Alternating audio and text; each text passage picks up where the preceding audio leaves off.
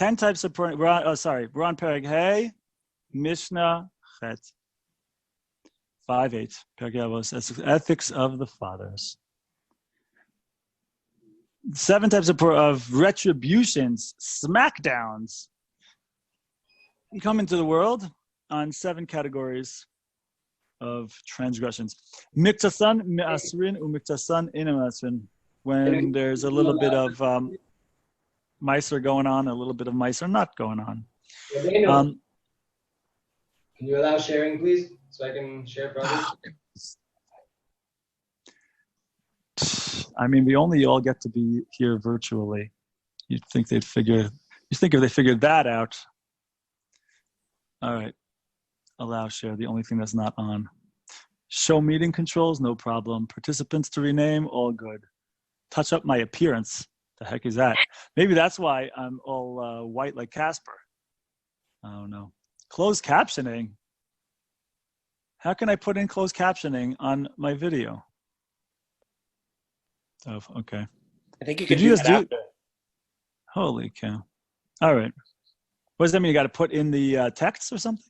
I actually think they might even have technology that will like hear what the audio and like dictate it. Type it out? It's not perfect, but it's... No, you can go. Can you go back and like improve it? I have no idea. Edit it.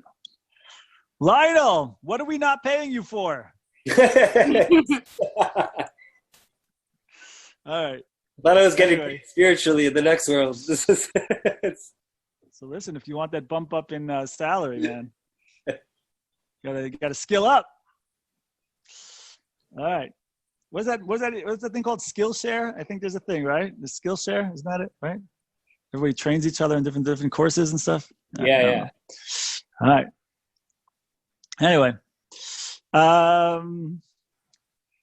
Rav Shel Batzoret Ba'a. A famine?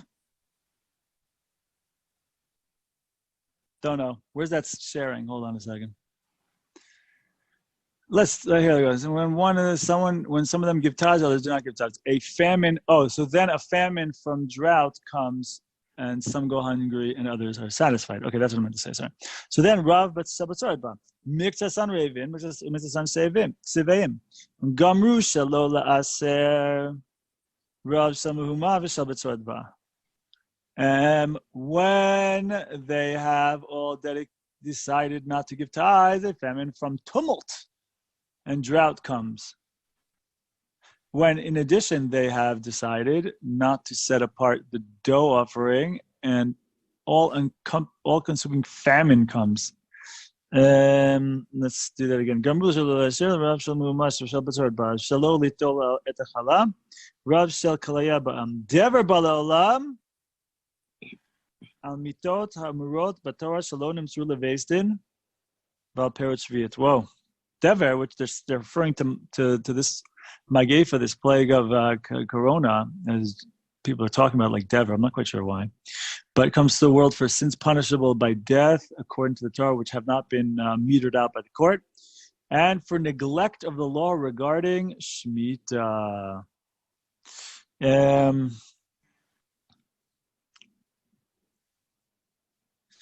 Ba'Olam, what is that? War comes to the world, or desolation? Sword, yeah. War comes to the world. Al Inoi Hadin.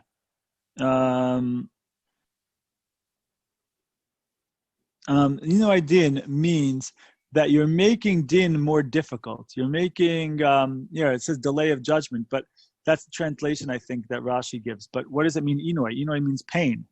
And so there's an aspect, like the whole idea of sitting on death row, whatever. Judaism's not really so into that. Judaism feels, from what I've heard, that that's kind of like making the punishment worse than like it needs to be. Person has to sit there thinking about it for 2-3 years. I don't know. V'al ivut hadin, and also on perversion of justice. Va'al hamorim b'Torah shelo kalacha, and also if people are busting out Torah halacha, that's not kosher. That's not accurate. So I don't know. I have nothing to say about this. I'm sorry. I'm sorry. I really have not much to say about this parak altogether. Just be honest with you right there. Fine. Elio, you want to teach us something about this? Nope. Wait, I have a question. Sorry, Yes, ma'am. do I ask too many questions? Not at all. Okay. Nope. Is this similar to what we say in Shema at all? When we're like, if you guys don't do this stuff, then like none of the stuff that I said I was going to do for you all the time will I do? No, I don't think so. Not exactly. Fine. Also, now it's gone. It said about Shemitah, right? Yeah. So if we, as us, like me, you, Elio, everybody, if we make sure that we are buying like the most kosher fruits and vegetables that we can, do we get these punishments? Hopefully not. Because it's saying we're not farmers. There's nothing we can do. No, that's not true. We can if we eat the wrong kind of if we don't care about Shemitah, we just eat whatever. So then it is wrong. So we have to get the kosher. We our meiser and we make sure that we eat like Shemitah everything, Shemitah-fied, whatever. Yeah. Are we gonna be okay, or is this like this is one of those like if some people misbehave, everybody misbehaves kind of thing? Yeah. So there's this is a general question in Judaism altogether, which is the concept of individual consequences to actions versus national consequences to actions versus why do bad things happen to good people, why do good things happen to bad people. These are the principles. Now, when we see something in the world that seems to not reflect what we have learned in the Jewish holy books, we say, I don't know. That's what we say. We don't just say, oh, it must be because the chicks are wearing skirts that are too short. No, we don't have to do that. We can just say, I don't know. I don't know, right? Like there's a famous story in the Gemara that there's two things in the Torah that literally in the Torah, by those commandments,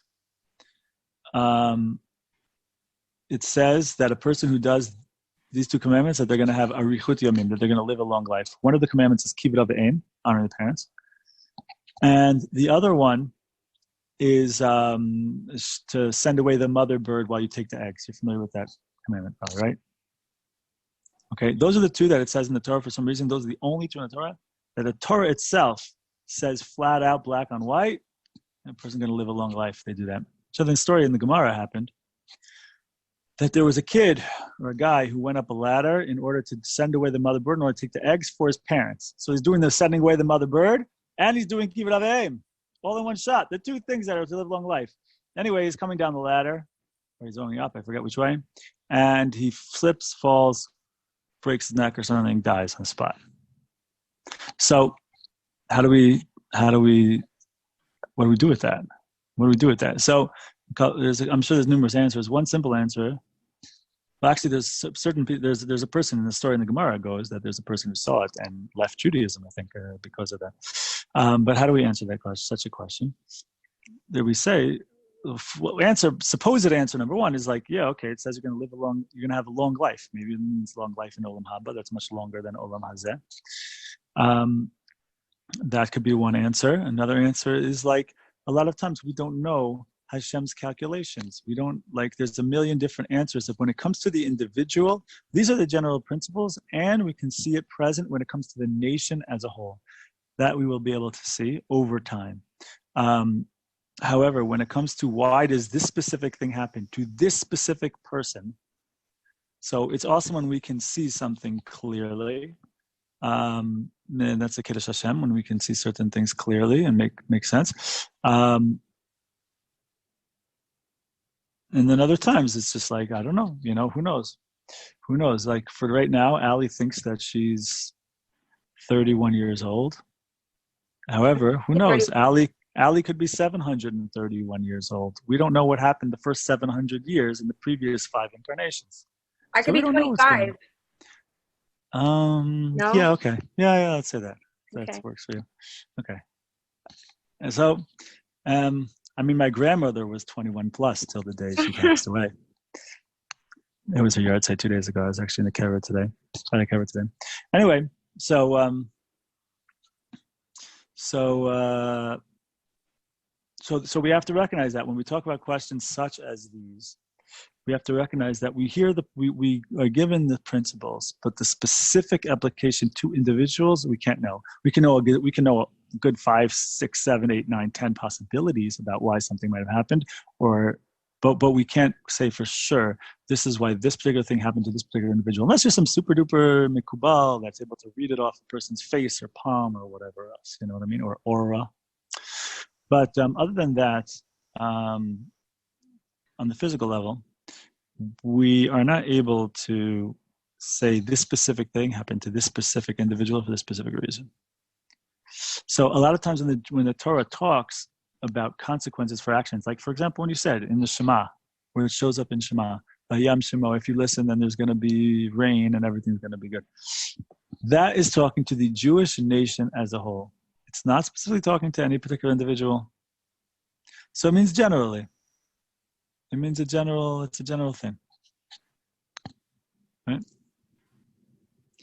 So and by the way, you see in the Gemara itself actually says that when the Satan, when the Malach HaMaves, the angel of death, is given permission to run wild, it doesn't necessarily differentiate between tzaddikim and rasha'im. It says in the Gemara like that. Straight out. So sometimes tzaddikim have certain divine protection from certain things that happen? Sure. And so you hear great stories about certain tzaddikim who were saved somehow or another in miraculous ways in the Holocaust. They managed to survive. They weren't seen, whatever. And then there's plenty of other tzaddikim in the Holocaust who were killed. So what do we do with that? Don't know. When we get to Yeshua ben Levi, I have a great story for this, but it's next. When we get to Perkei Avot. All right. When we get to it, stay tuned. Okay. So it's important to have that level of humility and to be able to say, I don't know. And just because I don't know doesn't mean that all of my Judaism crumbles. Don't know. If you would only worship a God you would understand, then I beg to offer you the idea that that God is not worth worshiping. You hear that idea? I forget who said that, but it's a good one. Right? Do you have a friend who can benefit from what you just heard? Feel free to share it on. And for more awesome, inspiring Jewish content regarding personal development, Jewish philosophy, Kabbalah, and relationships, go to elliethejew.com.